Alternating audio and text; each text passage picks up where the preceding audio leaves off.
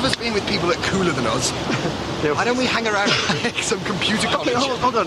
You know, When they get over that side, it's usually with a big storm and a big wind, so you don't really get a chance to ride them safely. And the likelihood of like a 40-foot wave coming in today is probably only 1 or 2%.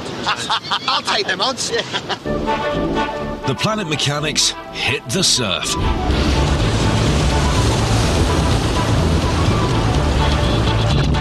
Dick might be struggling to catch one, but the waves hitting the west coast of Ireland are some of the best. And Jem is making the most of them. The sheer size of the Atlantic Ocean means these waves are a consistent, year-round fixture, just waiting to be tapped and turned into electricity. Powering a caravan with a prototype wave converter could be just the start of what's possible here.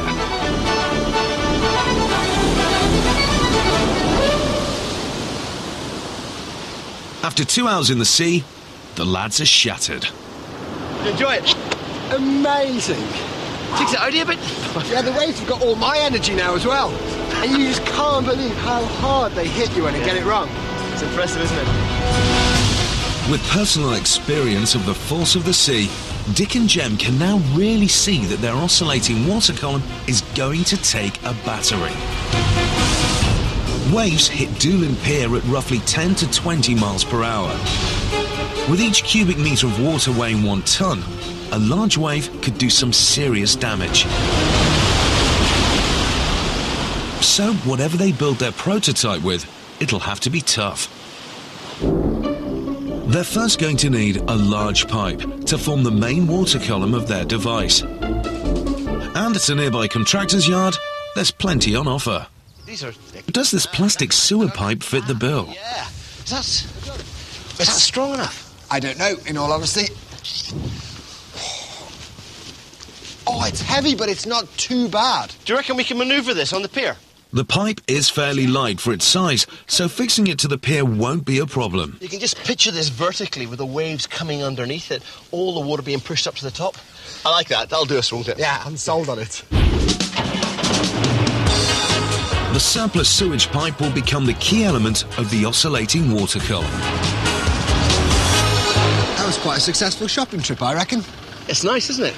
I think the fact that it hasn't broken whilst being loaded on is a good first test of survivability. But the pipe has to survive a lot more than just loading on the back of a truck. When a storm hits Doolin Pier, its power can be tremendous.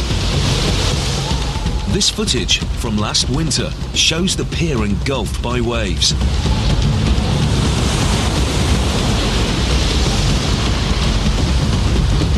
In the past, massive boulders have been thrown around by the sheer strength of the sea. It's hard to imagine anything standing up to a wall of water like this.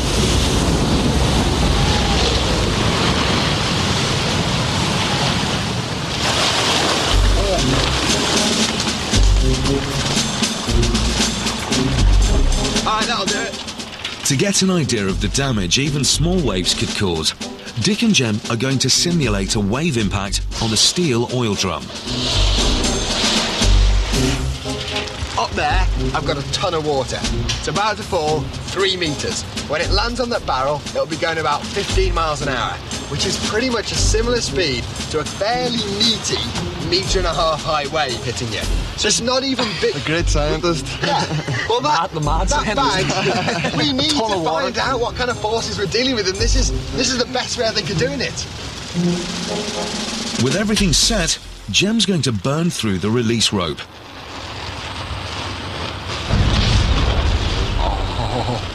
Here we go.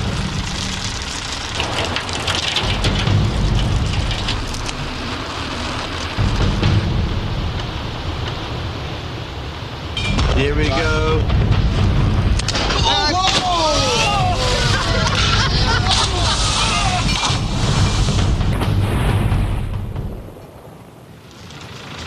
It's still smoking. Okay, that's great. So what are we going to do then, Jem?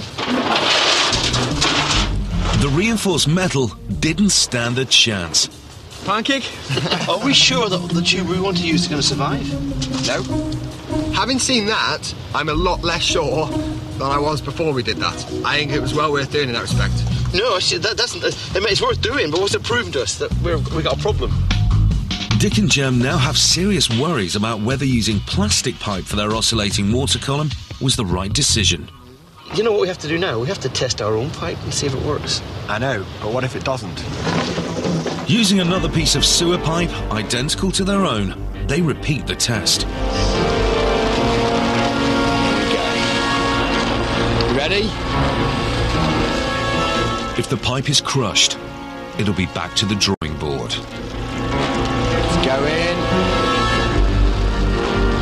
Any second now. Ready?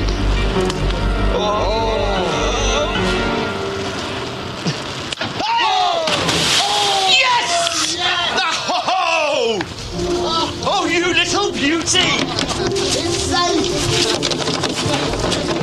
Good choice, good choice! Go on, fine, go on! I must admit, to begin with, it looked like it was going. It did, it flexed a bit, but it took it! Although the pipe is only made of thin plastic, the double-wall spiral construction makes it surprisingly robust. See, it was a good experiment. Man, my heart was in my mouth then. I was worried. I was worried. It's a huge relief and means that their choice of materials was spot on. But having a pipe that'll stand up to the raging sea isn't enough. It also has to remain firmly attached to the pier. The next step then is to take some measurements for a steel supporting frame. 1.5. 175. 175, cool. But the tide is starting to rise. Oh, okay, let's speed up the measurements. At 1 metre, we're 120 mil. Unfortunately, they've noticed the wall isn't completely straight. Their frame will have to fit tightly though, so the job turns into a time-consuming survey. At least where Dick can help it. Yeah, What's Dick. that in inches? Dick! Should we try somewhere else and see what about further out? No, I think we've got all we need. I think the profile's the same all along. Where did I put my shoes? Dick, did you see where I put my shoes? What's that in the water? No, you're joking. I'm not an idiot. The Atlantic may have served Dick and Jem their first warning, but at least they now have an accurate picture of the pier. They can now start building their frame. OK, so that's lots of fixings. Yeah, all the way down the harbour wall. Dunk, dunk, dunk, dunk, dunk, dunk, dunk. Loads of them. To increase the intensity of the airflow, a custom-built funnel is needed to cap the pipe.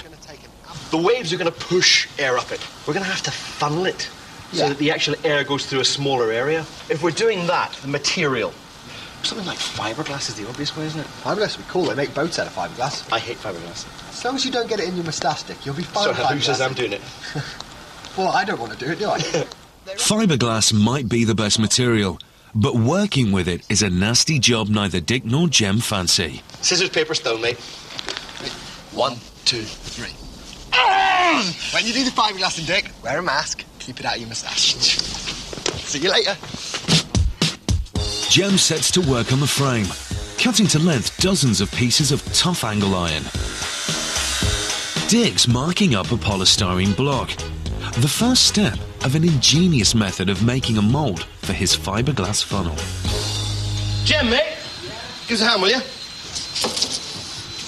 A bit of hot wire cutting. Yeah. Using a heated wire, they're melting through the block to make a cone shape. Right, we're going to come vertically into 0, and then we're going to go round. And we're going to the 1 first. 2:30 now. Right. 3:30. They have to move around the circle at the same rate, otherwise the mould will be unusable. 5:15. 5:15. 5:30. 5:30. Time to find out if it's worked. Hey! Very good, Dick. Very good. I feel like one of those dogs that's not allowed to scratch. The hole looks great, but it's the cutout piece that's useful. Hey, this is good. Look at this. It's a nice mould for the funnel, isn't it? Don't rub it any more than necessary. I have to sand it, No, you Jem. don't. Yeah, but... It has to be sanded. I'm gone. I'm out of here. The mould has come out perfectly and is ready to be turned into a funnel. So while Jem returns to his steelwork operation, the next job for Dick is his favourite, fiberglass. This stuff actually consists of fine strands of glass, which easily embed themselves into skin. Next comes the resin, a foul-smelling, quick-drying glue that sets the fibres together. Weight for weight, fiberglass has more tensile strength than steel, plus it doesn't go rusty. Looking half like an art installation and half like something from the space race, the mould has to be coated quickly before the resin hardens.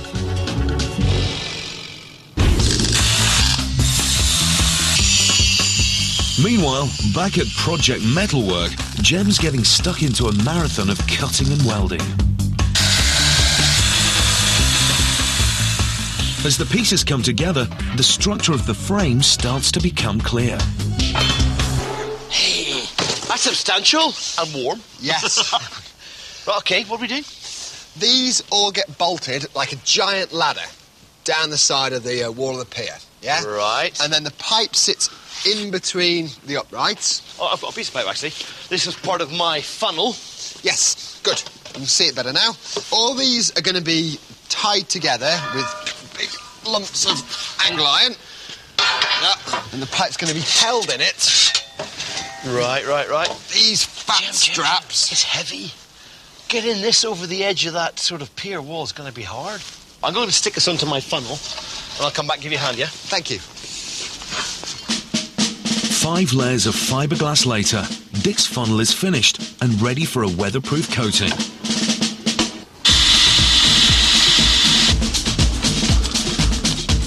He thinks he's made it strong enough, but there is one concern. You ready for launch yet, Dick? Do you want to know something? If we don't attach this to the top of that tube properly, it could go anywhere. We've got to make sure that that join takes the full force of the air coming up there. It would be embarrassing if it took off, wouldn't it? The funnel will need lots of bolts to hold it securely on top of the pipe. Otherwise, when a big wave hits, the huge increase in air pressure could blow it off. That's the reason why we're making it as strong as we've made it. It's solid. great. It's absolutely great. It looks like something out of the Science Museum, but it's absolutely great. Agree with that. Cool, I'll get the rest of my bits ready. Jem's gigantic frame is ready to be assembled. It's made of hundreds of kilos of metal, but it's only when it's fully laid out that Dick and Jem can appreciate its true size. What have you done? Look at all that metal. It's massive. I don't even know if it's big enough. No, that's I mean, like, looking at the sea, how big do you make something just as big as you can? That is big. Lots of welding still to do? Yes, and then we drop the pipe in and good to go.